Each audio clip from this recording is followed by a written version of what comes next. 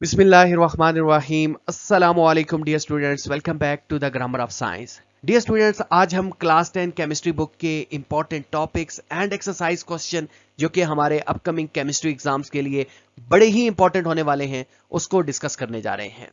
यानी इस video lecture के अंदर ना सिर्फ हम इंपॉर्टेंट टॉपिक्स एक्सरसाइज क्वेश्चन बल्कि साथ साथ हम इंशाल्लाह एट द एंड ये भी देखेंगे कि यूनिट वाइज वेटेज क्या है, कि किस चैप्टर को हमने कितनी इंपॉर्टेंस देनी है, क्योंकि यहां अब टाइम बड़ा क्रूशियल है, बड़ा इंपॉर्टेंट है। और अगर हम स्मार्ट वे में अपने एग्जाम की प्रिपरेशन करेंगे तभी ये मुमकिन होगा कि हम मैक्सिमम मार्क्स को ले सकें। यानी ये वो टॉपिक्स हैं जिनको अगर अभी तक आप लोगों ने प्रिपेयर नहीं किया तो अब से आप इनको प्रिपेयर करना शुरू कर दें और इंशाल्लाह एट द एंड आप अपने एग्जाम में मैक्सिमम चीजों को प्रिपेयर कर लेंगे और मैक्सिमम मार्क्स ले सकेंगे। तो बिना टाइम वेस्ट किए चलते हैं और यूनिट वाइज देखते हैं कि हर एक यूनिट में से हमने किन किन चीज़ों के ऊपर ज़्यादा फोकस करना है, किन किन चीज़ों को ज़्यादा जो है वो इम्पोर्टेंस देनी है और ज़्यादा टाइम जो है वो लगाना है।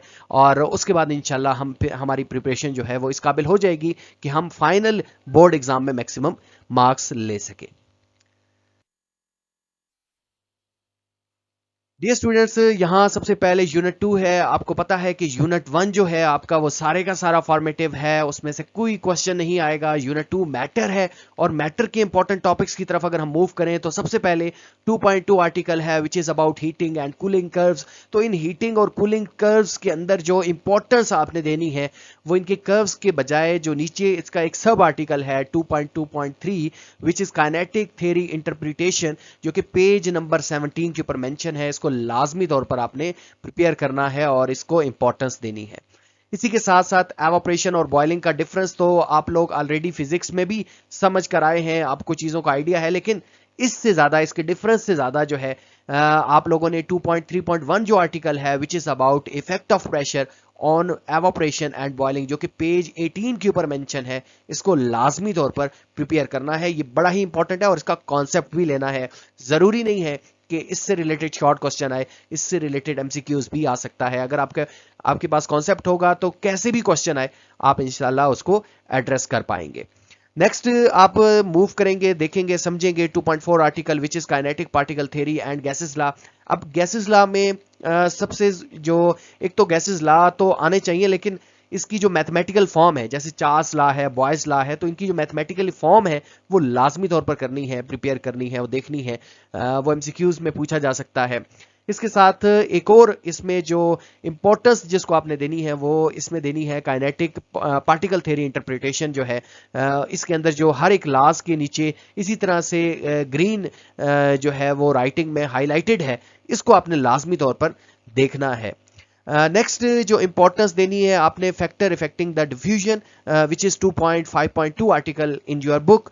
और लास्ट में आप लोगों ने आगे चले जाना है कॉन्सेप्ट असेसमेंट एक्सरसाइज जो इसकी 2.1 है, इसको भी देखना है। और अगर शॉर्ट रिस्पॉन्स क्वेश्चन की बात करें तो सारे के सारे शॉर्ट रिस्पॉन्स क्वेश्चन करने हैं जिनसे आपका कॉन्सेप्ट मजीद बिल्ड होता चला जाएगा। अच्छा, इस यूनिट की वेटेज ज्यादा है, इस वजह से इसमें काफी सारे टॉपिक्स जो हैं वो आप लोगों ने कवर करने हैं। इंशाल्लाह जो जो आप आगे चलते जाएंगे तो आप देखेंगे कि मैंने मैक्सिमम टॉपिक नहीं किए, जो इंपॉर्टेंट टॉपिक्स हैं जस्ट उन्हीं को पिक किया है। सारे के सारे टॉपिक्स को हमने यहां पिक नहीं किया है। Dear students, next we have unit 3 which is stoichiometry और you can say stoichiometry। और इसकी जो important topics हैं इसमें 3.3 टॉपिक है limiting and non limiting reactants. और इसका आप लोगों ने जस्ट डिफरेंस करना है, इससे रिलेटेड न्यूमेरिकल्स नहीं करने। न्यूमेरिकल्स प्रॉब्लम जो है इसके वो फॉर्मेटिव है। नेक्स्ट अगर हम मूव करें तो इस चैप्टर की जो कॉन्सेप्ट असेसमेंट एक्सरसाइज है that is very very important. और इसमें आप लोगों ने 3.1, 3.2, 3.3, 3.7, 3.9 और 3.10 को बहुत अच्छे से देख लेना है। ये बहुत ही इंपॉर्टेंट है और इसमें से इंशाल्लाह लाजमी तौर पर कोई ना कोई क्वेश्चन जो है वो आपके एग्जाम में पूछा जाएगा। साथ में अगर हम शॉर्ट रिस्पॉन्स क्वेश्चंस की बात करें तो जो शॉर्ट क्वेश्चंस हैं इसमें एक्सरसाइज के क्वेश्चंस हैं वो इसमें क्वेश्चन नंबर 1, 2, 3, 5, 6 और साथ में क्वेश्चन नंबर 14 और क्वेश्चन नंबर 15, ये आप लोगों ने लाजमी तौर पर देखने हैं और इसको अंडरस्टैंड करना है।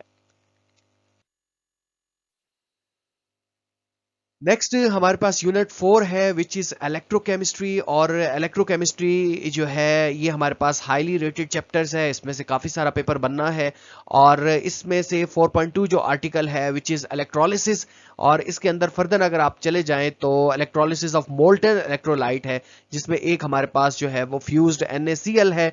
और इसी के साथ एक और हमारे पास आर्टिकल है which is electrolysis of molten lead chloride using platinum और ग्रेफाइट इलेक्ट्रोड। तो इन दोनों आर्टिकल्स को आप लोगों ने बहुत अच्छे से देख लेना है, जो कि पेज 49 के ऊपर मेंशन है। इसी के साथ साथ एक और चीज जो इंपॉर्टेंट है वो है इलेक्ट्रोलिसिस ऑफ हाइलाइट कंपाउंड। और इसमें बेसिकली क्वेश्चन इस तरह से आएगा कि predict the identify of product, यानी आइडेंटिफिकेशन करनी है। इसमें जो पेज 52 के ऊपर एग्जांपल्स मेंशन है, इन एग्जांपल्स को आप देखें और इनको आंसर करने की कोशिश करें कि इस तरह से क्वेश्चन आएगा इसमें। इसी के साथ 4.4 इलेक्ट्रोप्लेटिंग। और इलेक्ट्रोप्लेटिंग में डिफरेंट टाइप्स की जो इलेक्ट्रोप्लेटिंग है, जिसमें जिंक प्लेटिंग है, टिन प्लेटिंग है, इसको आपने लाजमी तौर पर प्रिपेयर करना है। कोई एक क्वेश्चन शॉर्ट में लाजमी तौर पर इलेक्ट्रोप्लेटिंग से पूछा जाएगा।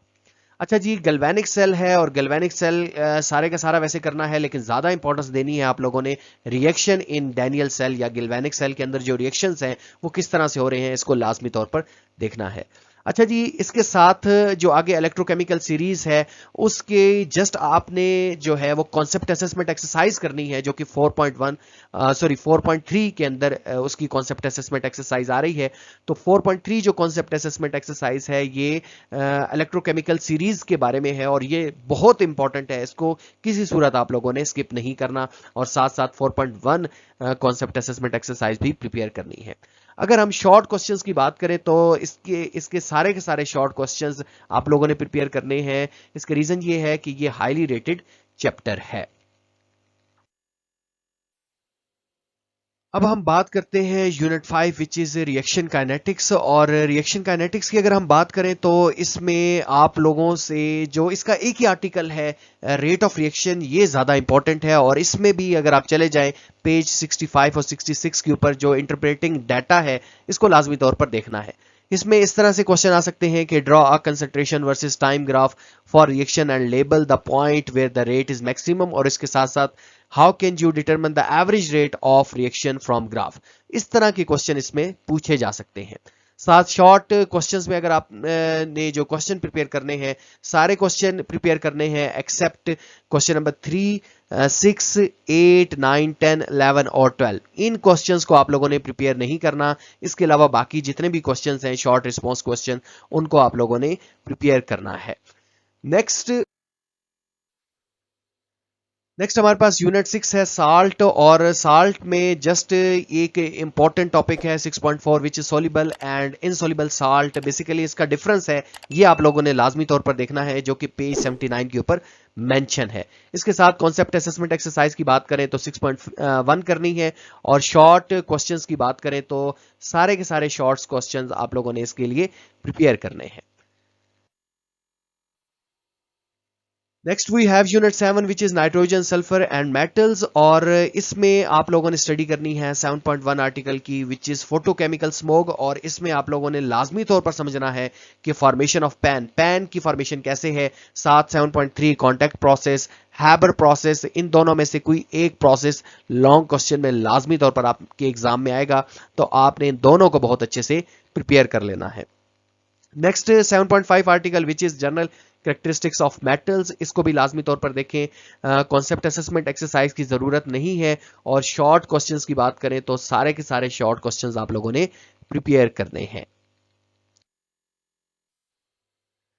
Next we have unit 8 which is organic chemistry. और इसके किसी टॉपिक को करने की जरूरत नहीं है, सिर्फ और सिर्फ कॉन्सेप्ट असेसमेंट एक्सरसाइज करनी है और शॉर्ट क्वेश्चंस को लाजमी तौर पर प्रिपेयर करना है। Dear students, now we have unit 9 which is hydrocarbon. और हाइड्रोकार्बन्स में आप लोगों ने जिसको ज़्यादा इंपॉर्टेंस देनी है वो है प्रिपरेशन ऑफ अल्कीन। और 3 मेथड्स हैं जो आपकी बुक में बताए गए हैं, इन तीनों मेथड्स को बहुत अच्छे से समझना है। और साथ साथ इनकी कॉन्सेप्ट असेसमेंट एक्सरसाइज भी बड़ी इंपॉर्टेंट है। इसके साथ 9.2.2 which is properties of alkyne, और स्पेशली आपने फोकस करना है रिएक्शन विद KMnO4 पोटेशियम परमैग्नीटेट, और इसको हम बियर टेस्ट भी कहते हैं, इसके ऊपर आपने ज्यादा फोकस करना है। साथ में कॉन्सेप्ट असेसमेंट एक्सरसाइज 9.1 से लेकर 9.5 तक सारी की सारी प्रिपेयर करनी है, और सारे के सारे शॉर्ट क्वेश्चंस भी इसके प्रिपेयर करने हैं। Next we have unit 10 which is hydroxy compound, और इसमें सिर्फ दो टॉपिक ऐसे हैं जिनको आप लोगों ने प्रिपेयर करना है। एक हमारे पास 10.1 है मैन्युफैक्चर ऑफ इथानॉल, के अंदर आपने कंपेयरिंग करनी है हाइड्रेशन एंड फर्मेंटेशन की, यानी बेसिकली इनमें डिफरेंस देखना है कि डिफरेंस क्या है हाइड्रेशन और फर्मेंटेशन प्रोसेस में। इसके साथ साथ 10.3 role of alcohols in pharmaceutical industry, ये लाजमी तौर पर प्रिपेयर करें। कॉन्सेप्ट असेसमेंट एक्सरसाइज की बात करें तो इस चैप्टर के अंदर कॉन्सेप्ट असेसमेंट एक्सरसाइज मेंशन ही नहीं है, और शॉर्ट क्वेश्चंस तो सारे के सारे शॉर्ट क्वेश्चंस आप लोगों ने प्रिपेयर करने हैं। Next we have unit 11 which is carboxylic compound, और कार्बोक्सिलिक कंपाउंड्स में 11.1 which is formation of ethanoic acids, reaction of carboxylic acids, ये बड़े इंपॉर्टेंट दोनों टॉपिक हैं। साथ साथ कॉन्सेप्ट असेसमेंट एक्सरसाइज 11.1 को भी प्रिपेयर करना है, और शॉर्ट क्वेश्चन सारे के सारे इसके प्रिपेयर करने हैं। Next another we have important topic, important chapter which is polymers, और पॉलीमर्स जो है इसकी अगर हम जाएं तो ये जो इसके आर्टिकल्स है ना 12.1.1 और 12.1.2 एडिशन और कंडेंसेशन पॉलीमर, इनका डिफरेंस लाजमी तौर पर आप लोगों ने प्रिपेयर करना है। ये बड़ा ही इंपॉर्टेंट है और ये हॉट फेवरेट है, ये लाजमी तौर पर आना ही है, क्योंकि इस यूनिट के अंदर यही इंपॉर्टेंट चीज है जो कि एग्जाम के अंदर पूछी जा सकती है।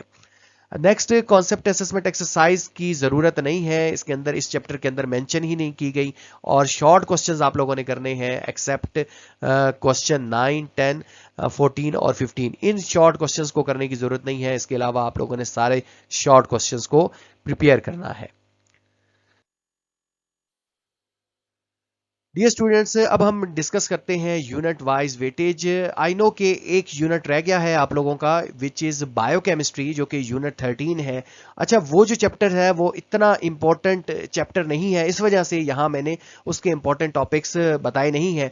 अगर मैं आपको वैसे प्रेफर करूंगा कि जो टाइम आपने बायोकेमिस्ट्री को देना है, यूनिट 13 को देना है, वो उन चैप्टर्स को दें जो हाईली रेटेड चैप्टर्स हैं। अब हाईली रेटेड चैप्टर कौन कौन से हैं?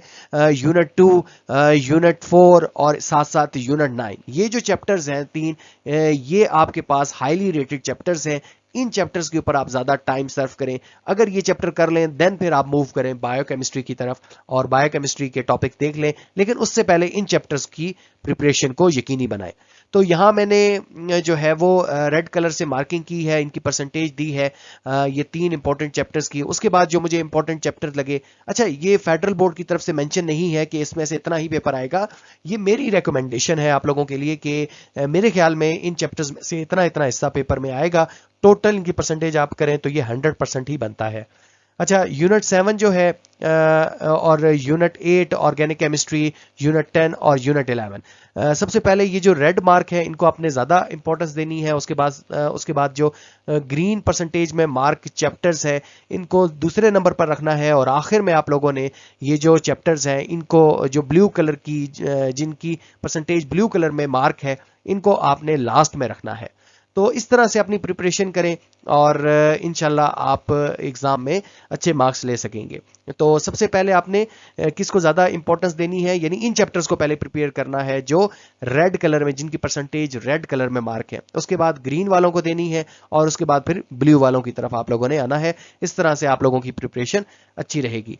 तो अगर किसी इससे रिलेटेड अगर आपको कोई क्वेश्चंस है या किसी चीज की समझ नहीं आई तो कमेंट सेक्शन में लाजमी बताइए। इंशाल्लाह बाकी जो सब्जेक्ट्स हैं उसकी भी हम कोशिश करेंगे कि एग्जाम से पहले इंपॉर्टेंट टॉपिक्स को डिस्कस करें और बिल्कुल एग्जाम्स के नजदीक इंशाल्लाह उनके गेस्ट पेपर को भी अपलोड करें। अपना बहुत ख्याल रखिएगा, मिलेंगे न्यू वीडियो लेक्चर के साथ, तब तक के लिए अल्लाह हाफिज।